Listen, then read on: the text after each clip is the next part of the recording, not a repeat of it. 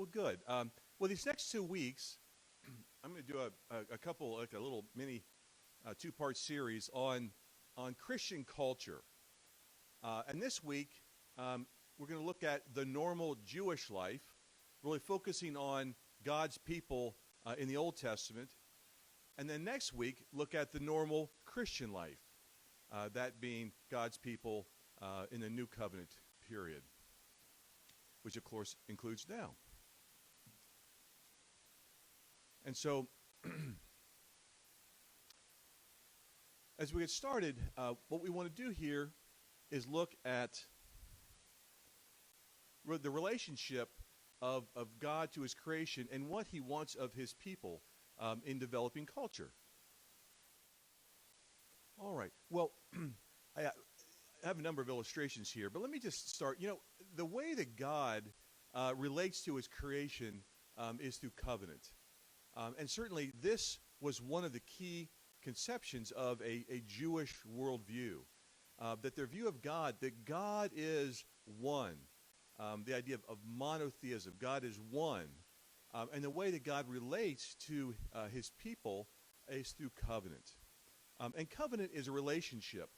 It's a formal relationship in that God describes really what his promises are to his people, but also describes what the responsibility of his people are in response to him. That there is the necessity of obedience. Really, in order for the relationship will never be broken, God is gracious in that covenant. However, how the promises will be dispensed depends upon the obedience of his people. And so that's a key part of the covenant. And the covenant is always one that involves life and death. It involves blood as well. So that's another key part of the covenant. When God created the heavens and the earth, and after he created an environment, he then filled it with life, with plants and animals, and ultimately with people. And in doing so, why is it that God created people, humanity? Now, a naturalism, an atheism, would see that we are simply at a point where natural processes have brought us to this point, and we are only a step along the way to a future type of organism. That we are nothing special, we are no different from really any other part of creation. We've developed consciousness, and yet there's nothing special about us. Whereas the biblical conception is that is quite different. And the idea here in the Bible is that God created us for fellowship with him. However, he also created us to produce culture. So God, in his 6 days of creation, he created the heavens and the earth and all that dwells therein. But then he gave humanity the responsibility of taking over that creative act. Great, thank you. Thanks, God.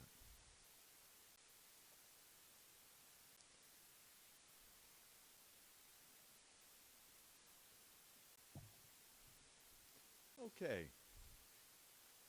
So to step back a moment, so A.J. Jacobs, in his book here, The Year of Living Biblically, one man's humble quest to follow the Bible as literally as possible. So here he describes his 1 year adventures here. And here we'll see how he grew out his hair and his beard. So became very looking, very Jewish in terms of his hair growth and such. Here we see him with a musical instrument.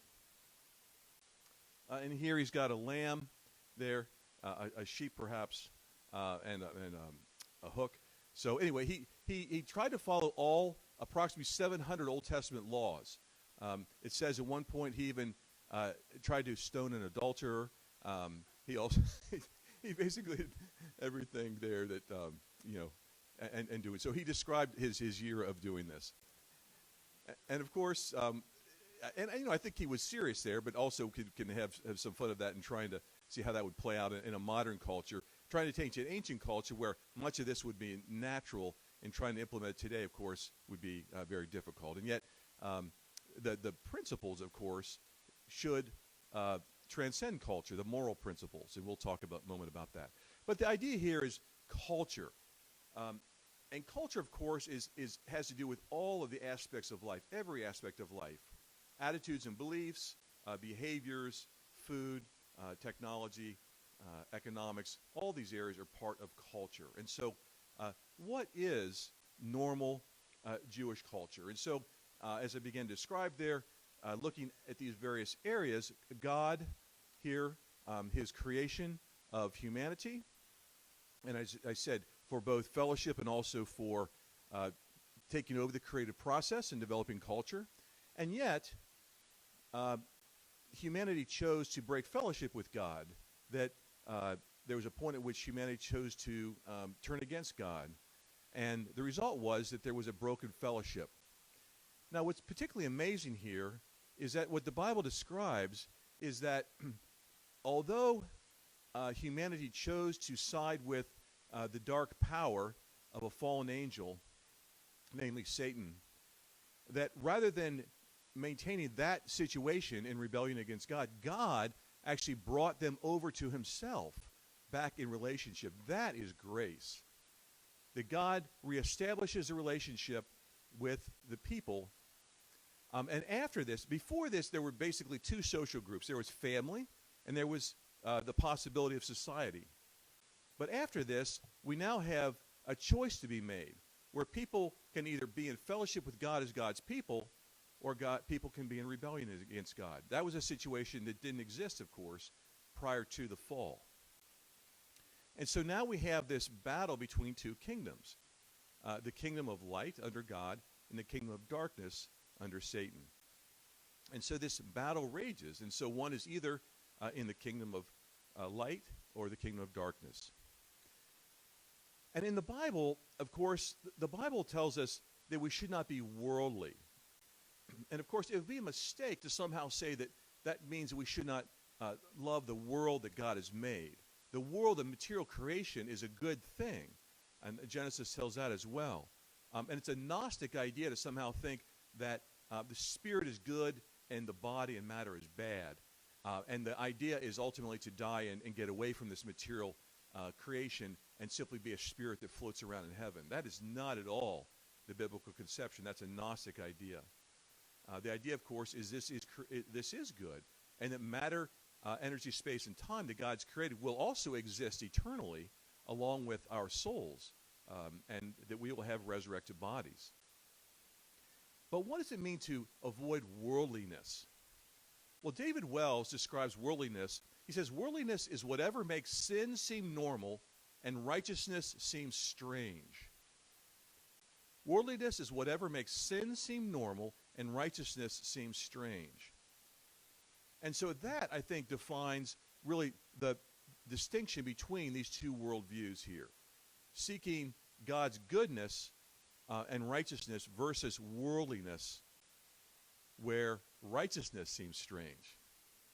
And I think as we think today, we can certainly think of many examples where 10, 20, 30 years ago, some of the things would have seemed strange, and yet today, to many, they seem normal.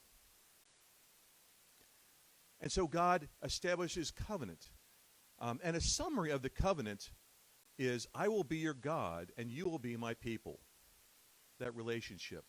And although God started the relationship there, a covenant with Adam and Eve after the fall there, he reestablished a covenant and promised victory ultimately over evil.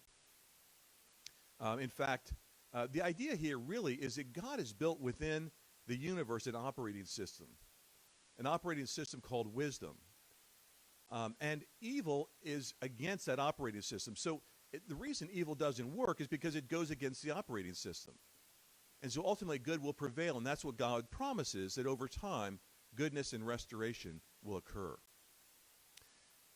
But the covenant really expanded under Abraham, and God, of course, promised Abraham that you will have a people, your descendants will be like number the stars, and you will have a nations who will descend from you, and kingdoms.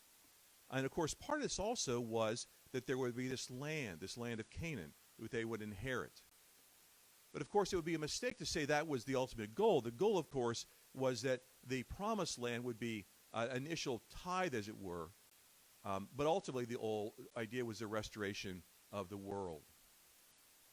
And how was it that God's people were supposed to behave? Well, that was Torah, the law. And of course, Torah refers to the first 5 books of the Bible, but Torah is a way of life. And we see here in Psalm 1 and 2 the word Torah being used for law. Blessed is the man who walks not in the counsel of the wicked, nor stands in the way of sinners, nor sits in the seat of scoffers, but his delight is in the law of the Lord, and on his law he meditates day and night, on his Torah. And so, of course, the normal Jewish life would involve following the Torah. And that would involve moral laws, moral principles regarding one's relationship with God, such as you will not have other gods besides me, you will not have graven images. There are moral laws with respect to others around us. You don't kill others, you don't murder others, you don't steal, lie, or commit adultery. And so there's these moral laws, but there were also many case laws in the Old Testament. Of course, that's where we get towards the 700 number. And so, for instance, when it says, thou shalt not steal, an example of that would be a case law. You don't take your boundary marker there on your property and you don't move it into somebody else's property. There's a specific law against that. And so, again, many case laws. But the Ten Commandments are a summary of those laws. Well, in addition to moral law, a moral law, and of course these are rooted in God's very character. The reason they're right and wrong is because God is one who promotes life. And to steal and lie, these are things that are against God's character. And that's why these things never change. But they were also the ceremonial law. Laws such as dealing with the high priest and dealing with the sacrificial system and the temple system and the Day of Atonement and the scapegoat. Of course, these were there because the expectation was that people would not be able to follow the moral law, that there would be a breaking of the moral law. And so there was a sacrificial system to make atonement, to make people, bring them back into relationship with God. There were various kinds of offering. There was offerings of peace and thanksgiving. There was the sin offering as well. And so this whole system, the whole sacrificial system, and then there was the priest. And the high priest is dressed up in this ornamentation. And the idea was the high priest is dressed up as the perfect man. The perfect man who can go into the Holy of Holies and be with God. The one who externally is perfect and without blemish. And so that's why, again, we have this adornment. And all of this is looking forward to the Messiah and anticipates the Messiah. But this is part of normal Jewish life. Here's actually a reconstruction of the tabernacle. Of course, that was the tent that the Israelites, as they wandered as nomads, would put up and take down. And this was the meeting place with God. And ultimately, this anticipates the temple, which, of course, would be built in Jerusalem and would be a more permanent structure.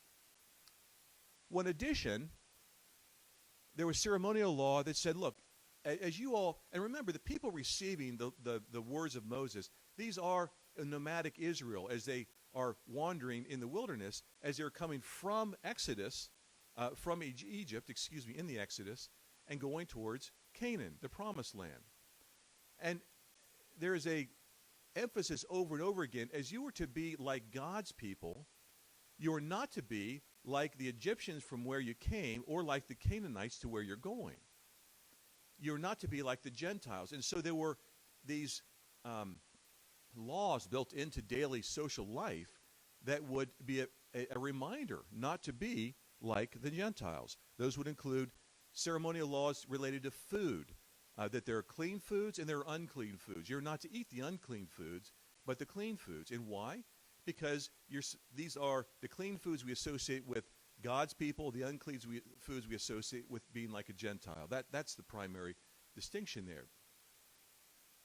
You are not to when you wear clothing, it should be of a single thread, to be pure. It should not be impure where you're mixing your threads. When you plant your beans, you only plant a single bean type to be pure. You did not mix your bean type. Again, these things are all saying that you are to be distinct in your life, in the way you live from the Gentiles. And so this was all part of the covenant, the old covenant. And so one was to be a covenant keeper, to follow and obey God. And the blessings would come from obedience to God. And of course, if one was a covenant breaker, then one experienced the curses of the law there. And so then there was this tension between covenant keepers and covenant breakers. And the promise of Deuteronomy 29:9 is to therefore keep the words of this covenant and do them, that you may prosper in all that you do. Well, that is the relationship of God and how normal Jewish life was in their relationship with God and how it defined really the principles of all of life. Laws that discussed and prescribed how God's world operates and how one should live in all areas of life. Well, let's look at family. So we read in Genesis 2:18, then the Lord God said, it is not good that the man should be alone. I will make a helper fit for him. Well, why did Adam need a helper? Well, the answer to that really is going back to Genesis 1. And let me say also, it's important for us to recognize that the marriage relationship is also a covenant. The covenant of marriage, where there is of course, in our vows, we make these commitments to one another. It's covenantal, that there's a permanence there. Well, we will look back in Genesis 1, and we read in verse 27, so God created man in his own image. In the image of God, he created him. Male and female, he created them. And, of course, here we have the idea that humans are a special act of creation, that being made in the image of God, this is something distinct from what other animals have been made, distinct from any other part of creation, because we have that image of God built into who we are. And God blessed them, and God said to them, be fruitful and multiply, and fill the earth, and subdue it, and have dominion over the fish of the sea, and over the birds of the heavens, and over every living thing that moves on the earth. And so this idea to fill the earth and to subdue it. So this is and to have dominion. This is called a cultural mandate. And this is the idea then of developing culture, taking the natural resources that God has built into the universe and taking those natural resources and combining them with technology to develop wealth and develop good things for people. And that although God is the ultimate owner of the universe, that we are essentially his stewards over creation, that we have given the rights of having dominion, that's part of our responsibility that God's given us. In addition, they're told to fill the earth. In filling the earth, of course, the idea is that one is going to procreate and fill the earth with people, hopefully people that would be God's followers. And, of course, that was the original intention, but because of the fall, there has to be a path of redemption. But the goal is still the same, and that is the restoration of the earth that God would have full of his people. And again, with the technology developed by the creativity that God has built within the human capacity. And so in following this, Adam, of course, needed a helper that man and woman together would pursue this mandate of filling the earth and subduing it. It's something that in their relationship, in their marriage relationship, that they would fulfill. That's why Adam needed a helper. He couldn't do this alone. This is something man and woman uniquely together are able to accomplish. And this is the basis of family. So we have the first family, Adam and Eve. We have Cain and Abel. And so, again, the idea is to use more of a modern depiction of the family, was that we have an earth then full of families who are glorifying God. And, of course, in doing so, we have children. And the relationship between parents and children is also covenantal, of course, that God establishes principles for commitment between parents and children.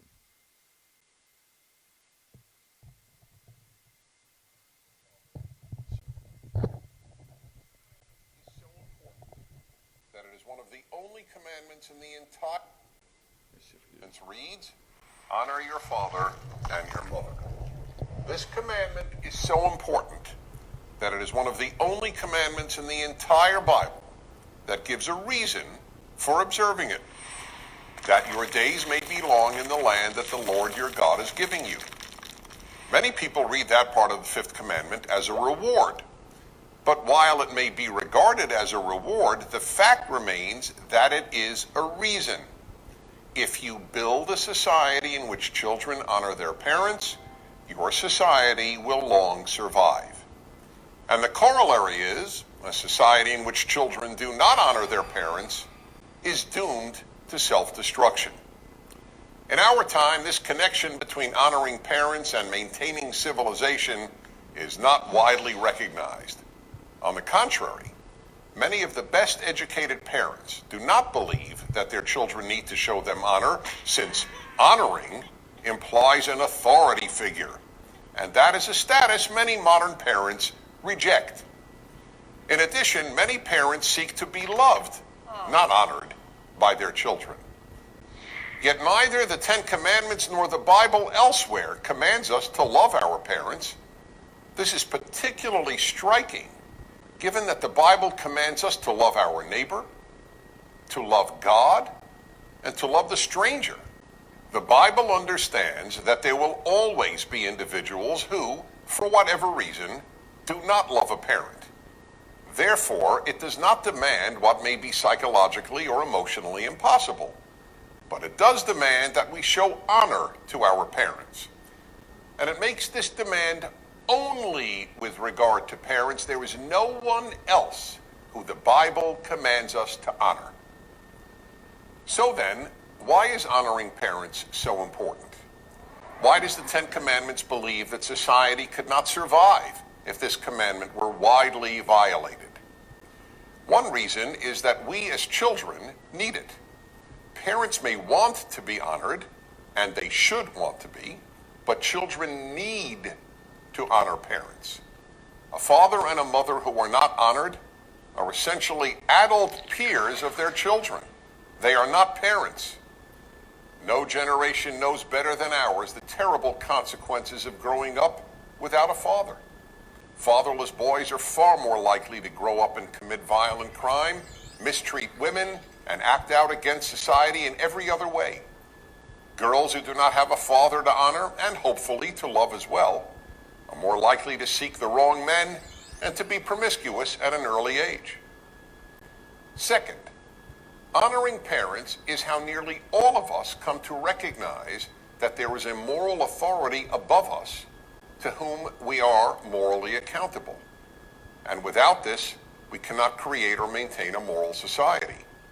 Of course, for the Ten Commandments, the ultimate moral authority is God, who is therefore higher than even our parents. But it is very difficult to come to honor God without having had a parent, especially a father, to honor.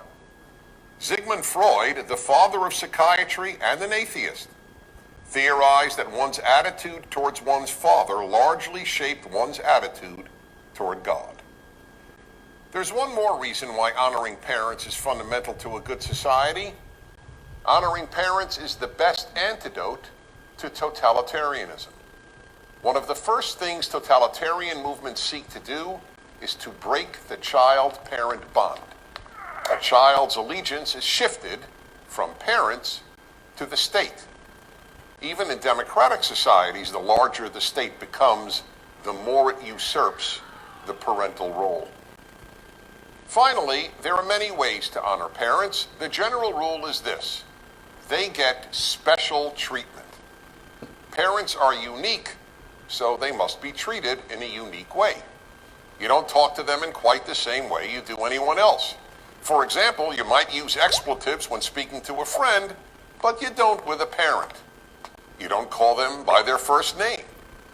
And when you leave their home and make your own, you maintain contact with them. Having no contact with parents is the opposite of honoring them. And yes, we all recognize that some parents have behaved so cruelly, and I mean cruelly, not annoyingly, that one finds it morally impossible to honor them. There are such cases, but they are rare. And remember this: if your children see you honor your parents, no matter how difficult it may sometimes be, the chances are far greater that they will honor you. I'm Dennis Prager. Join Prager University. All right. Okay, I thought that was a nice summary of why it's important. It's not just for the family, but for broader society as well, that one honor mother and father. And so again, that just as marriage, there's a covenant between parents and children. Well, moving on to then education. And as we look at education, the Shema in Deuteronomy 6 is key and central. And introducing this, the Shema is actually chapter 6, verses 4 through 9. But I'm going to introduce that with the preceding verses because it shows how important it is covenantally. Now, this is the commandment, the statutes and the rules that your Lord your God commanded me to teach you, that you may do them in the land to which you are going over to possess it, that you may fear the Lord your God, you and your son's son, by keeping all his statutes and his commandments, which I command you all the days of your life, and that your days may be long.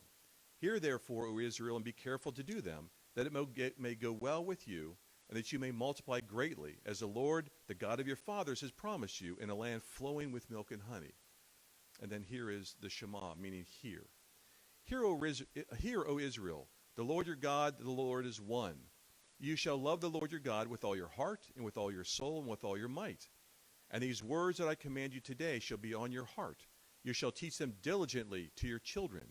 Shall talk of them when you sit in your house, and when you walk by the way, and when you lie down, and when you rise. You shall bind them as a sign on your hand, and they shall be as frontlets between your eyes.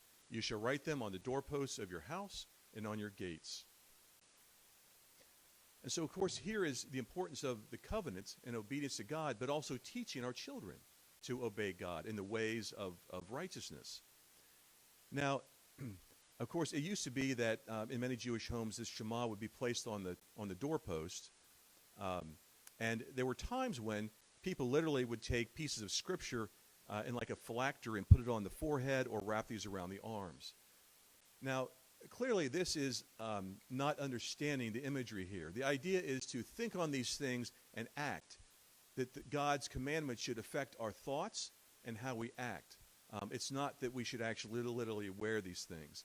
And it's important, of course, also that this is an allusion which the book of Revelation makes regarding the beast and the 666, having the mark on the forehead and on the hand. Clearly, this is what that reference is coming towards. And again, the idea that literally means a mark is to simply miss the genre and the allusion. The idea is to be committed in terms of both thought and action. Well, as part of Jewish education, of course, in the Torah, the standard education included the Mishnah. Now, the Mishnah was essentially all the oral law that was carried throughout Israel. And then later, there was added to that the Gemara, which was a broader educational aspects of things, all under the Talmud. There was a comprehensive aspect of repetition and learning this as well. So these 6 broad subject areas of the Mishnah and the Talmud, the different orders. One was the Zeraim, seeds, dealing with agricultural laws and prayers. There's the Moed, which is festival, dealing with the laws of Sabbath and festivals. The Nashim, women, concerning marriage and divorce. Fourthly, the Nezikin, damages, dealing with civil and criminal law. Then there was the Kodashim, holy things regarding sacrificial rites, the temple, and dietary laws. And finally, the Tohorat, purities, pertaining to purity and impurity. So these were part of the classic education. So you see it includes both one's relationship to God and studying the moral law there pertaining to God, but also in all areas of life, including all these various parts of life, are the work and agriculture and all relationships and such. So it was a comprehensive worldview that was part of the educational system. Shema essentially means the love of and obedience of God. That's what the Shema is all about. The idea was to be a good person, good and committed members of the community. And the emphasis is on vocation and calling, to have your place in God's plan as part of his kingdom. And ultimately, as Proverbs 22:6 says, train up a child in the way he should go. Even when he is old, he will not depart from it. Within the area of economics, and looking at economics, there's a focus on work as one's vocation, as one's calling. This is the way that we have the needs of life being met, the way that one generates wealth. And the idea, of course, is to perform work that hopefully will also be one's calling.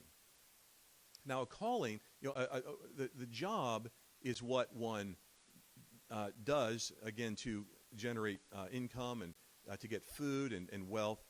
The calling is what is really that part, that thing that uniquely only really you can do, and it would be very difficult to replace you. That is one's calling. And hopefully your calling and your job correspond, but not necessarily. An instance would be later, Jesus. Jesus was a carpenter, but his calling as Messiah, of course, was what he spent the last 3 years of his life pursuing. Paul was a tent maker. That was his vocation. But his calling was to lecture and write letters to churches and lead the churches. So there's a distinction.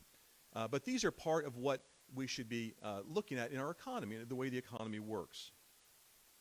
The commandment that thou shalt not steal is fundamental to economy. What it indicates is that there are private property rights, and one's property should not be taken by another, that is something that is immoral, whether it be another person or whether it be the government.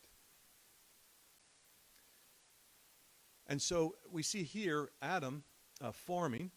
We later see Cain and Abel farming and also with livestock. And so these were those vocations at that time that they were pursuing. And of course, ultimately the idea was we had a 6-day work week, and on the 7th day rested. That pattern of work was such that as part of the creational order, we should rest on the Sabbath. Now, there are many aspects of economics, and I'm not going to get into, there's many, debt and the issue of slavery in the Old Testament, all those things are all economic issues. But I'm just going to talk a little bit about the poor, and I'm going to refer to an article by Greg Bonson on helping the poor without feeding the beast here, and the beast being really, the government. And so he says, the Bible makes it clear that we should seek the gracious end or goal of pursuing the needs of the poor. And some examples from Proverbs. It teaches that a godly woman stretches out her hand to the poor in chapter 31, verse 20. And he who gives unto the poor shall not lack, 28:27.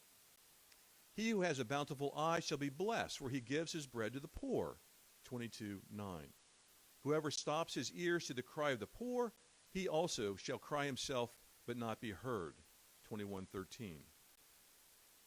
So God's word speaks of the means, not only the important end of meeting the needs of the poor, but also the means by which we should seek to help the poor.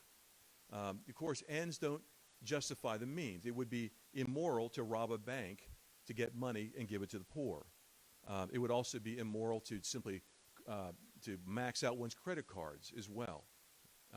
So there are immoral means. But the Bible has moral means. And here are just briefly, nine examples of how one can specifically help the poor. So having compassion on the poor, Proverbs 14:21, by giving generously to relieve their specific needs, making direct gifts to buy groceries or clothes, pay utility bills, underwrite medical treatment. Those are all ways that we can help the poor. The righteous gives and withholds not, Proverbs 21:26. A second way, God's law protects and provides favorable social arrangements for the poor and needy, such as the prohibitions on taking the necessities of life as collateral. You can't take one's clothing and shelter and food as collateral. Or charging interest on loans made to them. That was also immoral. The idea of, thirdly, gleaning from leftovers in the fields. And today, an example of that might be donation of clothes and furniture and appliances and cash that we have left over, like change at the markets and such. 4, businesses should not drive up prices on items which are basic necessities of life. He who withholds grain, the people shall curse him, but blessing shall be upon the head of him who sells it. Proverbs 11:26. Fifthly, the scriptures require us to protect the property rights of those in society who are easiest to exploit and who have the least political clout, people like orphans and widows. Sixth, God expects kings to deliver the poor and the needy, which means, according to the biblical text itself, that they are to break their oppressors by securing fairness in the courts and protecting them from bribes, fraud, and violence. Seventh, wealthy employers should not take delay or hold back the wages of their workers. God's people ought to take a stand for protecting the freedom of the poor in the marketplace so that they are guaranteed an opportunity to compete for jobs. 8, godly families must make it a point to make provision for meeting the economic needs of their own family members, something I think is greatly needed. And 9th, God's people should corporately minister to the needs of the poor. Tithes and offering which God calls for are regularly to be used for the relief of the poor. Such distribution of financial aid through charity should be motivated by voluntary and divinely sanctioned sacrifices and offerings from God's people. So that's the way God has established it. The number of people who I find it incredibly selfish to not give of one's own wealth and expect others to give it. That basically to use the state to force others to give up wealth when one is not willing to do it themselves. I think that's a very selfish motivation. So I just want you to see that that's some of the ways in which God has, provides for meeting the needs of the poor. And so just because the Bible focuses on needs of the poor, that does not say how the means are by which. And individuals who argue for a socialistic approach to economics simply are not understanding that despite the fact that the Bible focuses on the poor, that is not the means by which the Bible is, through God's law, says that we are to meet those means. And I don't know why that's not more clear, but obviously we all want the poor to have needs met. In addition, this is interesting just for inflation. In Isaiah 1, as God is condemning the actions of Judah, the southern kingdom, he says, how the faithful city has become unfaithful. She was full of justice. Righteousness lodged in her, but now murderers. Your silver has become dross, your best wine mixed with water.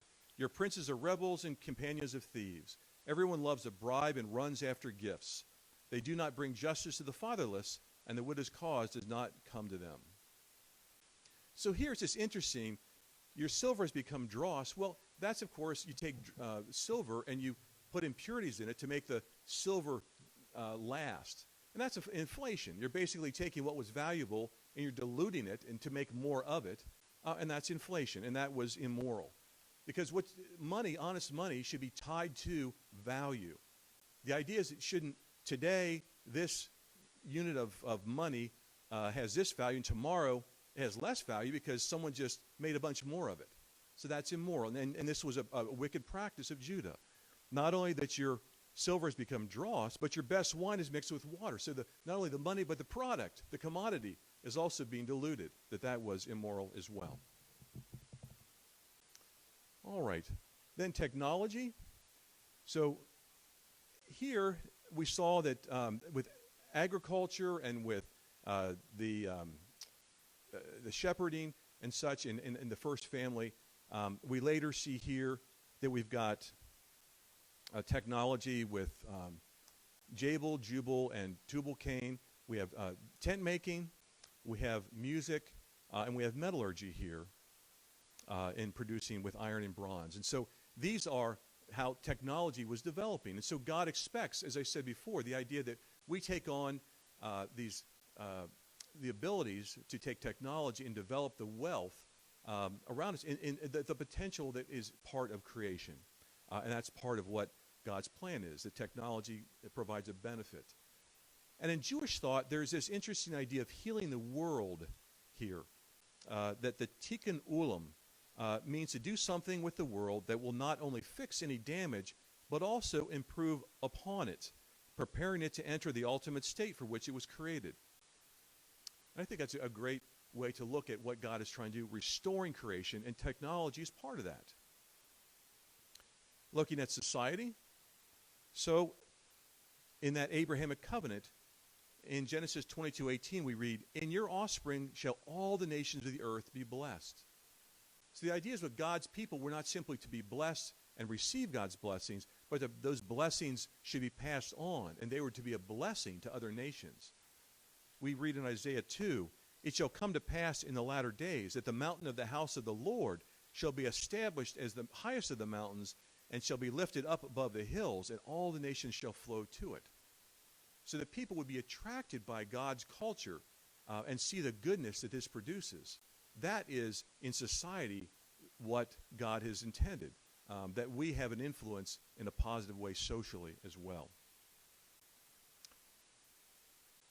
So A.A. Hodge, he said, "The kingdom of God on earth is not confined to the mere ecclesiastical sphere with God's people, but aims at absolute universality affecting all things, and extends its supreme reign over every department of human life." He says it follows that it is the duty of every loyal subject to endeavor to bring all human society, social and political, as well as ecclesiastical, into obedience to its law of righteousness. So I think the question each of us should have is, what is our role or calling in creating the culture of God's kingdom that started at creation and continues today and will extend into eternity?